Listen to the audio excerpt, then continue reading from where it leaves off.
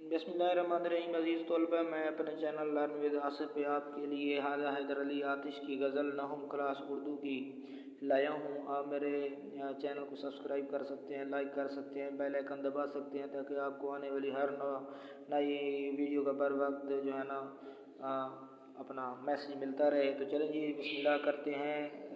ये मक्ता है, इसमें शेर का तखल्लुस आया हुआ है, गज़ल का आखिरी शेर है जी। मेरे अपना इस चैनल लर्न विद आसिफ पर तमाम गज़लें 9th क्लास की अपना अपलोड हो चुकी हैं, आप इन्हें देख सकते हैं। ज़नेख़्दां से आतिश मोहब्बत रही, ज़नेख़्दां से आतिश मोहब्बत रही, कुएँ में मुझे दिल डिबोया किया। हल लुग़त करते हैं जी। ज़नेख़्दां थोड़ी का गढ़ा हो गया जी। मोहब्बत चाहत उल्फत को कहते हैं जी। आतिश शहर का तखल्लुस, इसके मैनी आग बनेंगे जी। मफ़हूम है, मुझे महबूब की ठोड़ी के गड़े से मोहब्बत रही है। जब वो मुस्कुराता है तो ठोड़ी का गड़ा कुएँ की मानद गहरा होता जाता है और मैं उसमें डुबकियाँ लगाता जाता था। इस तरह कभी खुशी और कभी आजमाइश में मैं रहा। तशरीह इसकी यूँ है बेटा, ख्वाजा हैदर अली आतिश की शायरी में कलंदराना मज़ामीन की बहुतात होने के साथ साथ गम जाना को शायरी के सुराग मिलते हैं, क्योंकि गज़ल की बुनियादी शर्त भी तगज़ुल है और तगज़ुल बनता ही आशिकाना मज़ामीन को लिखने की वजह से है। इसलिए ख्वाजा साहब का कलम इस मौजू पर भी रवां रहा है। तशरीह अपना तलब हिस्सा में शायर अपने महबूब की ठोड़ी पे आशिक होने का मजमून कलम बंद करता है। लिखता है कि मेरे महबूब को हंसते वक्त ठोड़ी के नीचे गढ़ा हो जाता है और वो जितना जितना हंसता जाता है ये गढ़ा इतना ही ज़्यादा गहरा और दिलचस्पी का बायस बनता जाता है। दरअसल शेर में शायर ये कह रहे हैं कि अगर मेरा महबूब मुझे वासल की घड़ी मुहैया नहीं करता है तो इसकी जुदाई में मैं सोच सोच कर गमों में मुब्तला हो जाता हूँ।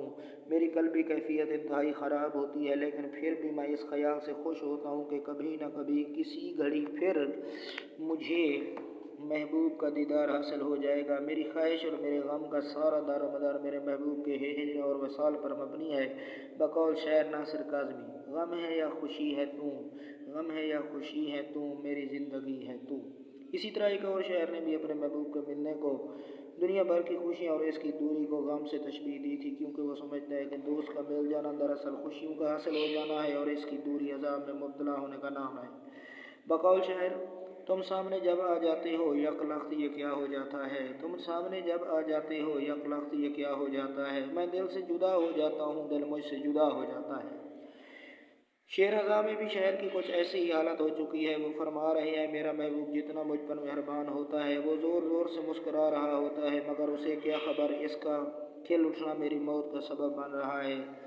तो मीर साहब ने इस हवाले से कहा था, कली खिज़ां के अंजाम से नहीं है वाकिफ़, कली खिज़ां के अंजाम से नहीं है वाकिफ़, वरना इतनी खुशी से खिल कर फूल ना हो। यही हालत शायर अपनी भी बता रहे हैं कि अगर मेरे महबूब को ये खबर हो जाए कि उसकी मुस्कुराहट पर दीवाना वार कोई जान देने पर तैयार हो गया है तो शायद महबूब को एहसास हो और वो मुस्कुराना बंद कर दे।